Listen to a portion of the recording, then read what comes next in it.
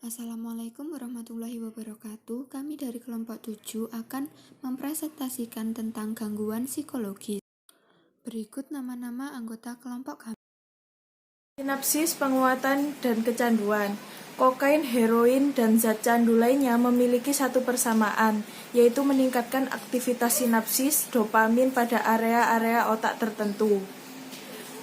Belajar berdasarkan pengalaman terjadi melalui modifikasi sirkuit struktural otak. Sirkuit ini terdiri dari banyak neuron dan koneksinya, yang disebut sinapsis, yang terjadi antara akson 1 neuron dan dendrit neuron lainnya.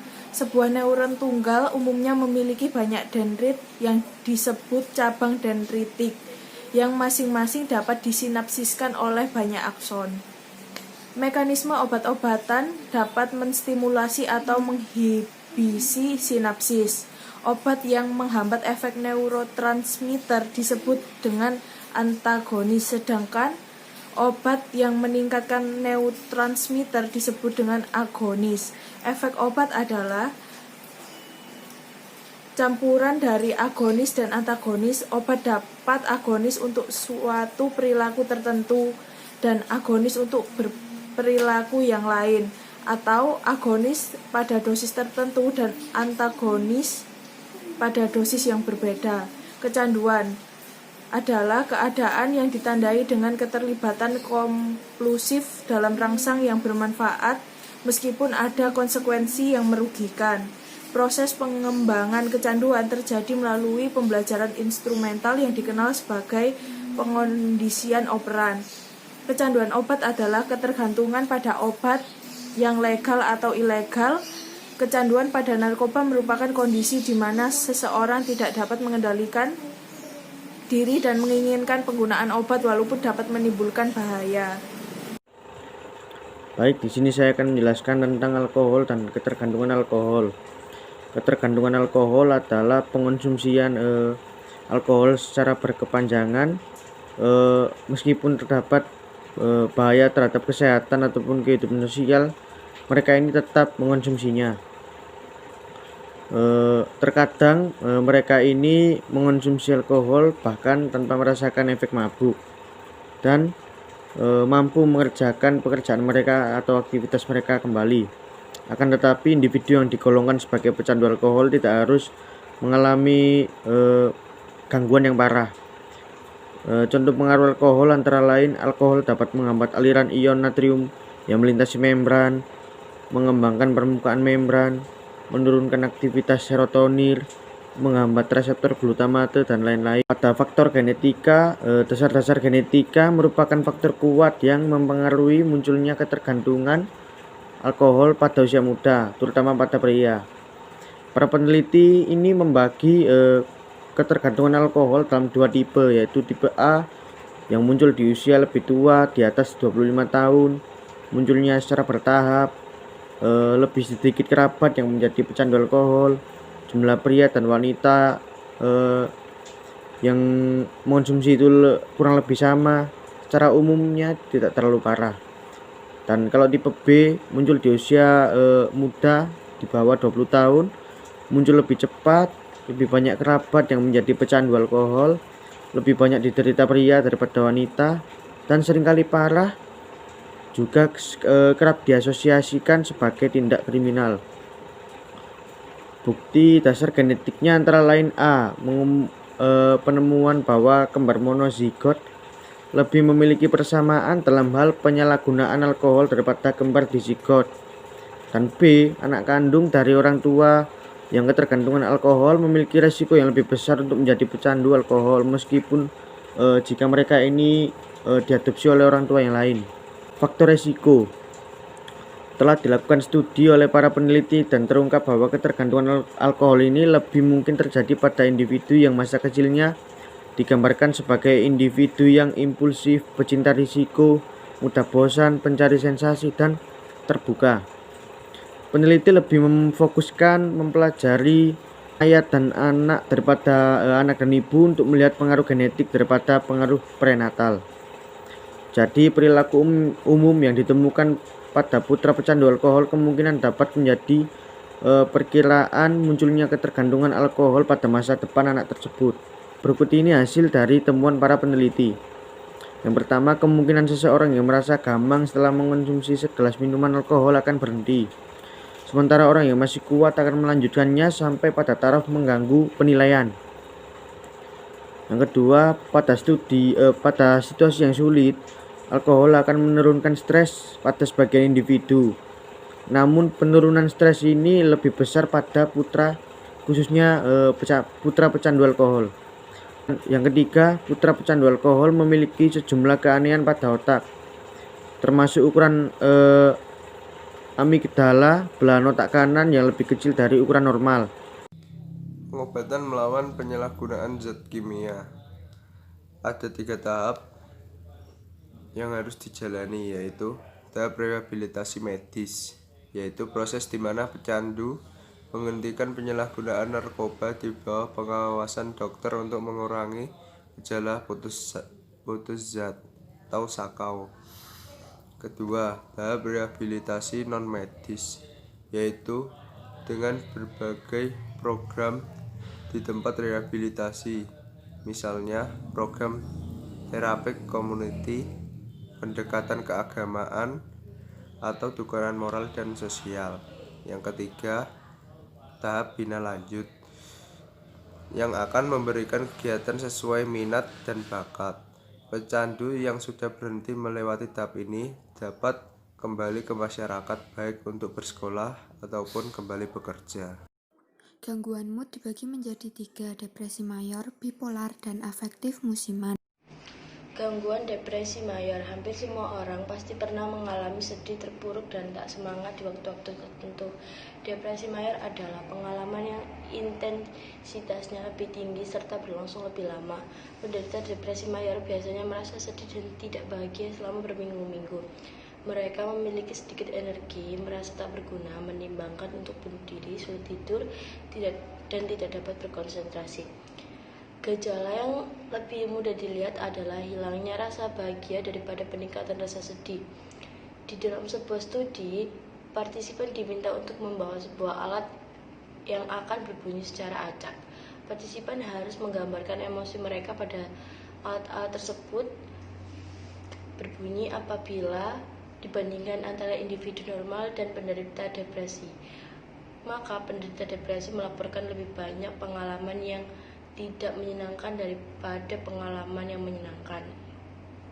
Depresi mayor 2 kali lebih banyak diagnosis pada wanita dibanding pria. Depresi mayor dapat terjadi di umur berapapun walaupun tidak umum ditemukan pada anak-anak. Genetika dan peristiwa dalam kehidupan. Studi terhadap anak kembar dan anak asuh mengindikasikan bahwa pewarisan karakter depresi berada dalam kadar moderat. Paling tidak, sebagian dari gen tersebut tidak hanya spesifik untuk depresi. Kerabat dekat penderita depresi lebih mungkin menderita depresi dari orang lain. Peningkatan resiko depresi terjadi pada kerabat wanita yang mengalami kemunculan depresi di usia muda, yaitu muncul sebelum umur 30 dibandingkan pola tersebut dengan ketergantungan alkohol. Pada kasus ketergantungan alkohol, resiko tinggi justru terdapat pada kerabat pria yang mengalami kemunculan ketergantungan alkohol pada usia muda. Walaupun adanya predisposisi terhadap depresi sudah pasti bergantung pada banyak gen. Beberapa gen tersebut telah teridentifikasi. Walaupun sudah jelas bahwa sebagian penderita depresi tidak memiliki gen tersebut, tetapi individu yang memilikinya berisiko tinggi untuk depresi. Gen lain yang menarik adalah gen pengendali protein pengangkut serotonin. Protein tersebut mengendalikan kemampuan sebuah akson untuk menyerap kembali serotonin setelah dilepaskan, yaitu kemampuan untuk mendaur ulang serotonin untuk digunakan kembali. Hormon depresi terjadi lebih banyak dalam kurun waktu tertentu daripada terus-menerus. Depresi berlangsung selama berbulan-bulan hingga selama berbulan-bulan atau bertahun-tahun dan kemungkinan kembali lagi. Salah satu kemungkinan pemicu adalah stres yang akan melepaskan kortisol. Kortisol menyiapkan tubuh untuk bertindak, tetapi kadar tinggi kortisol dalam jangka panjang akan menguras energi tubuh, mengganggu tidur, mengganggu sistem imunitas, dan memicu terjadinya depresi. Peran hormon seks kurang begitu jelas. Sebagian besar wanita merasakan penurunan emosi sehari atau 2 hari setelah melahirkan. Sekitar 20% wanita mengalami depresi postpartum, yaitu depresi setelah melahirkan. Depresi pada anak-anak, baik perempuan maupun laki-laki, sama-sama tidak umum. Dimulai pada saat pubertas, kemungkinan terjadi depresi pada wanita 2 kali lebih besar ketimbang pria. Gangguan bipolar. Depresi dapat berupa gangguan unipolar atau bipolar. Penderita gangguan unipolar, keadaannya berseling antara keadaan normal dan depresi. Mania ditandai dengan adanya aktivitas resah, kegembiraan, tertawa, percaya diri, bicara tidak terfokus, dan hilangnya kendali diri. Beberapa penderita mania berbahaya bagi dirinya sendiri dan bagi individu lain. Sekitar 1% populasi paling tidak menderita kasus kelainan bipolar ringan dalam hidup mereka. Rata-rata kasus tersebut muncul di usia muda, sekitar awal umur 20-an. Genetik. Sejumlah bukti mendukung adanya dasar genetika untuk gangguan bipolar. Sementara itu, kembaran dizigot, saudara kandung, atau anak dari penderita gangguan bipolar memiliki probabilitas sebesar 5-10%. Beberapa gen yang lebih umum ditemukan pada penderita gangguan bipolar berhasil diidentifikasi melalui perbandingan kromosom. Pengobatan gangguan bipolar pertama yang berhasil dan masih umum digunakan hingga saat ini yaitu menggunakan garam litium. Manfaat litium ditemukan secara tidak sengaja oleh seorang peneliti Australia bernama J.F. Cate yang yakin bahwa asam urat mungkin mengurangi mania dan depresi. Cate mencampur asam urat dengan garam litium untuk membantu melarutkan asam urat dan kemudian memberikan larutan tersebut kepada sejumlah pasien. Larutan tersebut memang bermanfaat, walaupun akhirnya para peneliti menyadari bahwa zat aktif yang berguna adalah litium dan bukan asam urat. Tampaknya litium lebih efektif untuk penderita gangguan bipolar 1. Litium, valproate, dan carbamazepine memiliki banyak pengaruh terhadap otak. Sebuah strategi penelitian yang baik adalah dengan mengasumsikan bahwa keduanya merupakan gejala gangguan bipolar karena keduanya memiliki suatu efek yang sama. Afektif musiman. Gangguan afektif musiman atau seasonal affective disorder merupakan depresi yang secara teratur muncul pada musim-musim tertentu. Banyak terjadi pada saat kurangnya matahari atau kondisi lebih gelap. Terdapat 3 faktor yang mempengaruhi SAD, yaitu pertama, ritme sirkadian. Berkurangnya sinar matahari pada musim gugur dan musim dingin menyebabkan gangguan pada jam internal tubuh.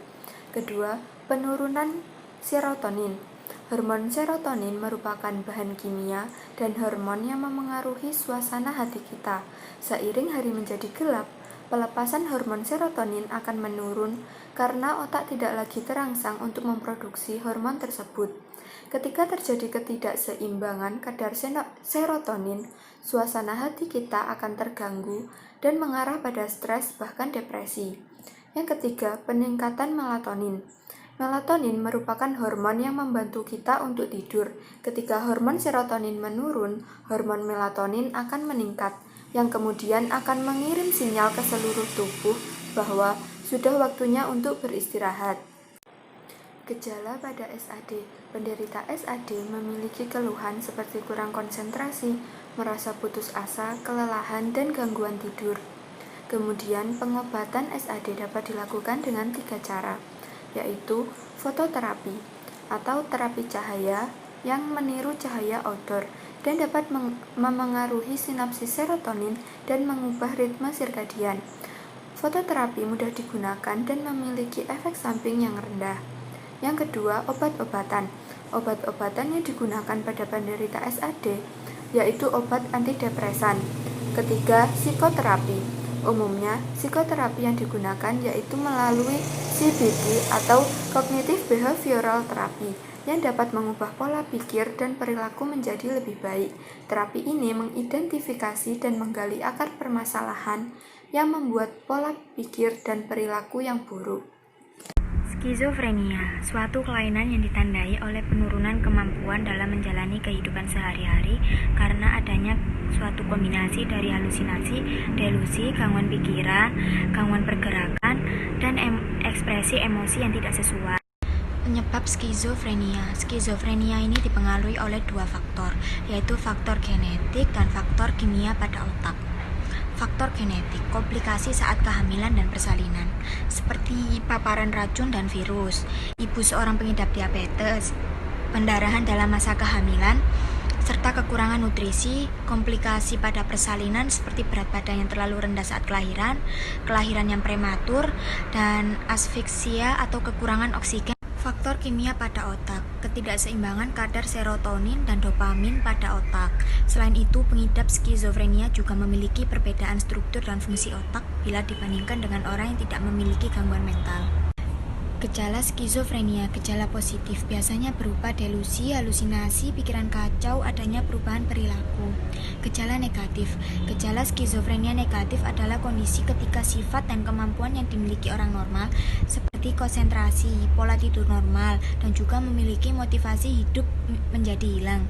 Ciri-ciri orang yang mengidap gejala skizofrenia negatif yaitu terlihat apatis dan buruk secara emosi, tidak peduli terhadap penampilan diri sendiri, dan menarik diri dari pergaulan. Diagnosis skizofrenia. Jika gejala gangguan kejiwaan skizofrenia terlihat, akan dilakukan pemeriksaan fisik, pemeriksaan riwayat kesehatan keluarga, pemeriksaan laboratorium seperti tes darah, pemeriksaan citra otak dengan CT scan atau MRI. Jika tidak ditemukan gejala atau indikasi penyakit lain akan gangguan kejiwaan skizofrenia, dokter akan merujuk pasien atau pengidap untuk ditangani oleh psikiater atau dokter spesialis kejiwaan. Pengobatan skizofrenia bisa dilakukan dengan mengombinasikan obat-obatan melalui terapi psikologis. Dokter umumnya akan memberikan obat-obatan antipsikotik dan menggunakan terapi kejut listrik atau elektrokonvulsif. Sekian presentasi dari kelompok kami. Jika ada kurang dan salah katanya, mohon maaf. Terima kasih. Wassalamualaikum warahmatullahi wabarakatuh.